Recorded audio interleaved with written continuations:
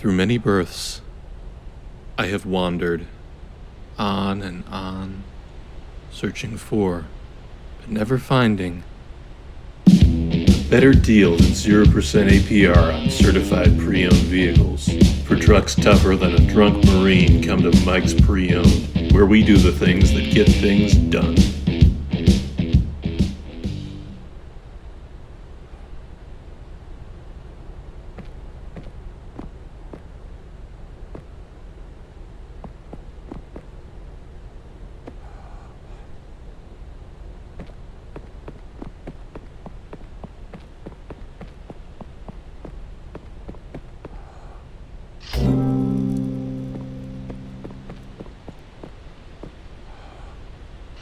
Kubla Khan received an ornate letter signed by Marco Polo. In Madrid, city of lost things, no item remains where it was set. If one drops his key in the dirt, he may never re-enter his home, and even if he manages to stoop and recover the key, he may rise to find a tulip garden where his house once stood. In complementary fashion, things lost by others are forever turning up. A pocket watch on a coffee table, a fond memory in your recollection. I even know of a prince who turned up in a prison cell.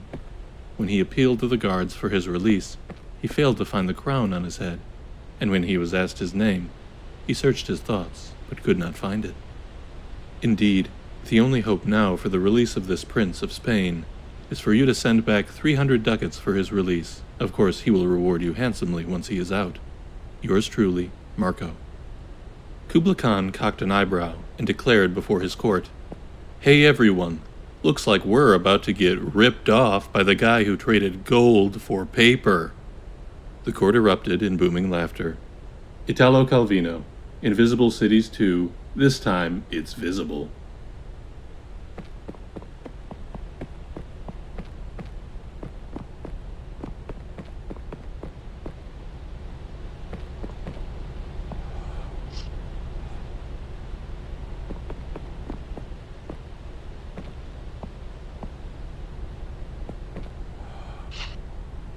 You can do it. I believe in you. This is all you. Yeah, keep trying. Yeah, there's a trick to it, but you've got it. Yeah, maybe you can't do it. Maybe you're weak. Maybe you're stupid. You should be embarrassed, but you keep crawling back like a mewling calf at my chafing teat. Pathetic. You can do it.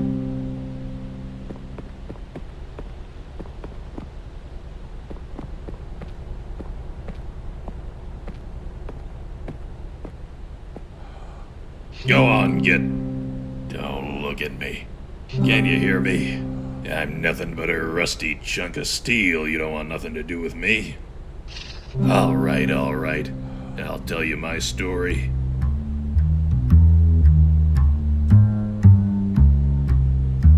It was June the 8th, 1947, gray morning, slightly foggy.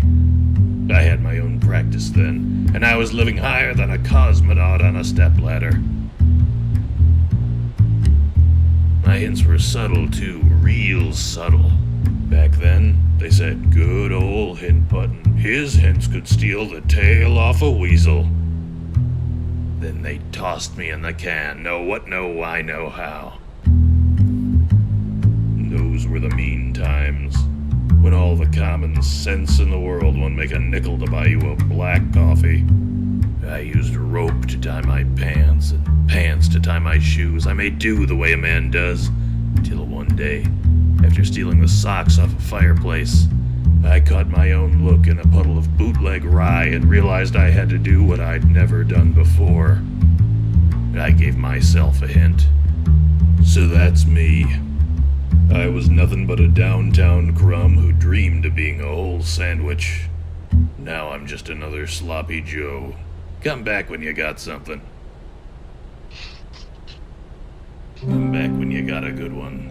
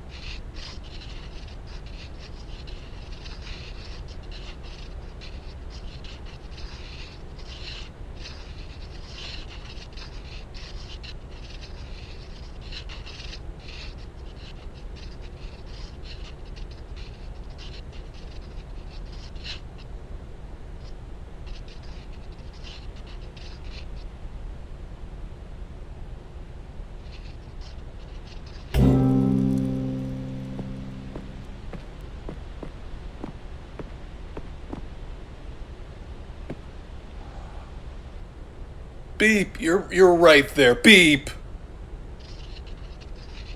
You're right there. I mean, beep. Beep. Beep. Beep.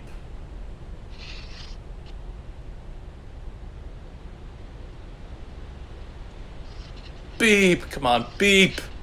Beep. Beep. Beep.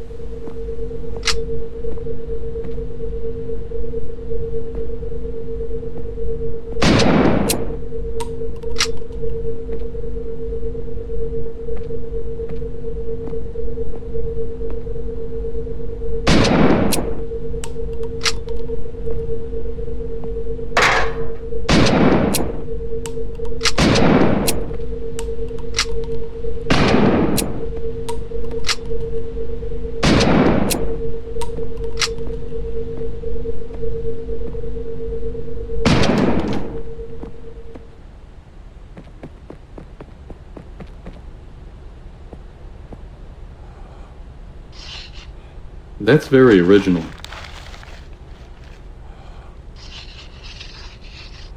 No, try putting some more loops on it.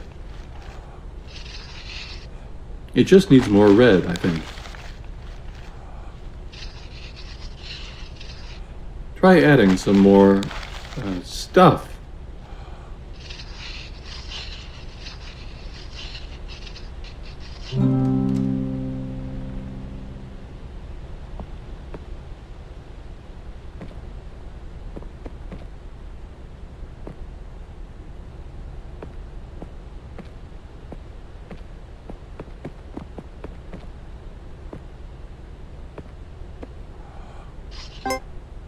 The notion of two realities is uncomfortable, and in recent decades a genuine effort has been made to find the link between quantum and classical, so that we can have a single reality whose laws and rules... Oh, God, why did I do that? Oh...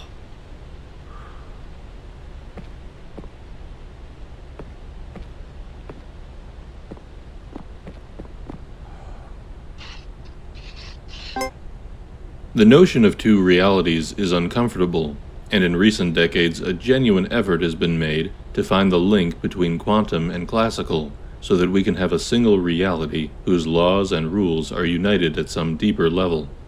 This brings us back to prayers. Let's say that a prayer is a classical event or feels like one. You, a unique individual, have a particular request, which you voice in words that no one else is speaking at that instant.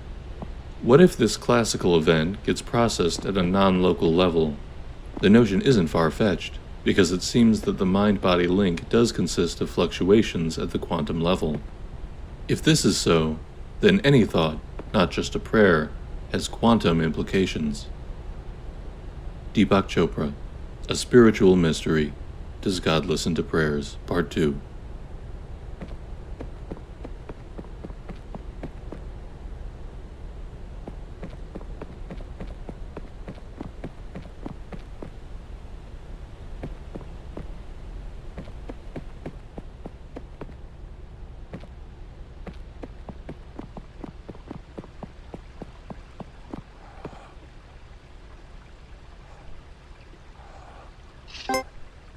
A ship owner was about to send to sea a venerable old ship. He knew that her barnacled hull, however, had often needed repairs, and doubts were suggested to him that possibly she was not seaworthy. The conscientious old captain thought at once to have her thoroughly refitted, even though it should put him at great expense. Before the ship sailed, however, he managed to stifle these bothersome misgivings, and said to himself that she had gone safely through so many voyages that it was idle to suppose that this trip should be any different. He put his trust in Providence, and banished from his mind all ungenerous suspicions about the honesty of the ship's builders, and in such ways he acquired a sincere and comfortable conviction that his vessel was altogether safe and seaworthy. He watched her departure with a light heart, encouraging the crew to dream of the profits that this voyage would return. And he got his insurance money when she went down in mid-ocean and told no tales. What shall we say of him? Surely this, that his belief in the safety of his ship was justified because it was grounded in repeated practical experimentation rather than the hubris of rationalistic a priori belief. It is admitted that he put his confidence in the builders of this vessel, but even this confidence was misplaced, for these were the selfsame charlatans who sought to sell him gratuitous repairs later on, and Big Ship is always trying to get one over on the little guy. Further, we may see that the ship is religion, and the shipwright is Richard Dawkins. The crewmates are empiricism, and the barnacles are Neoplatonism, and the captain of that ship was Albert Einstein. What the hell was I talking about?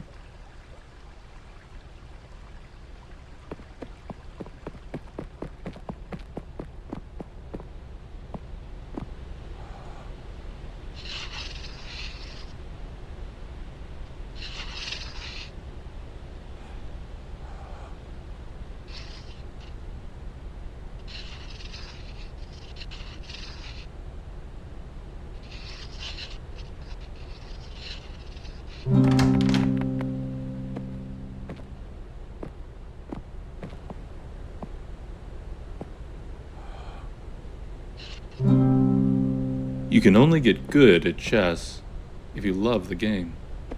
Grandmaster Bobby Fischer.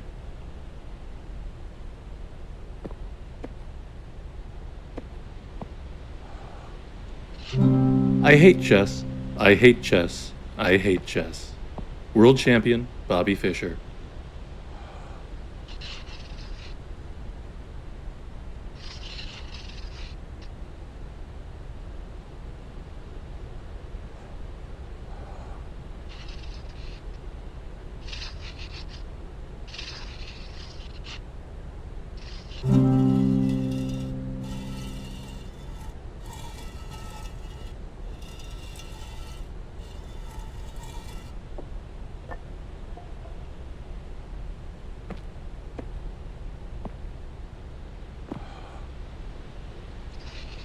Not only is the novice unable to perceive the board as the master does, but the master cannot perceive the board as the novice does.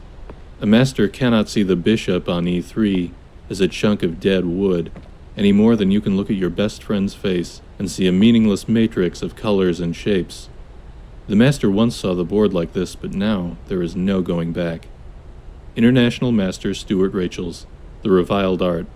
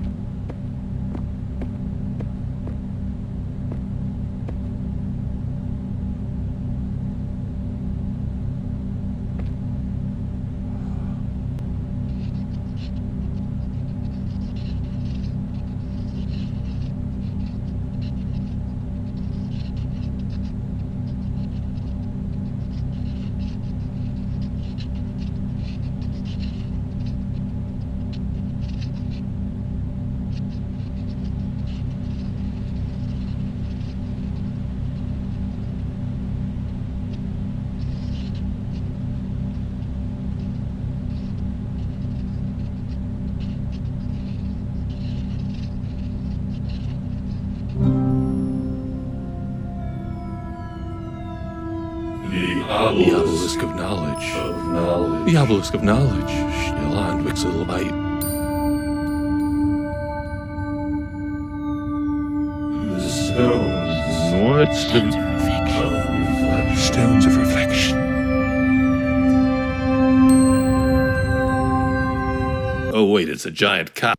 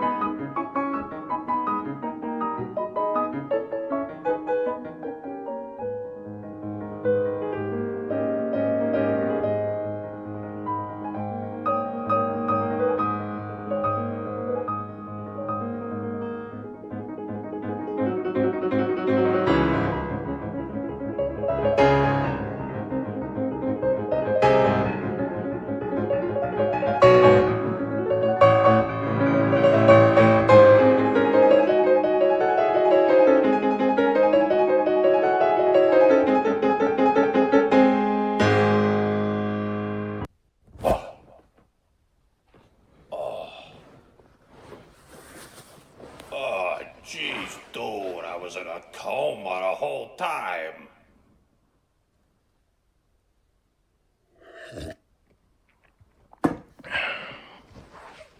Whoever did this has gotta be some kind of whiz with the computers.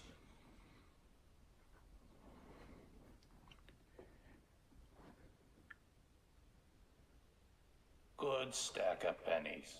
I would never hurt you.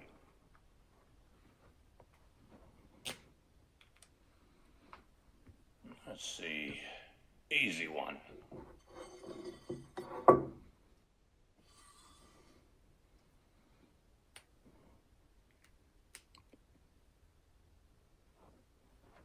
How's this? Nerd shit. Nerd shit. Now that's a book.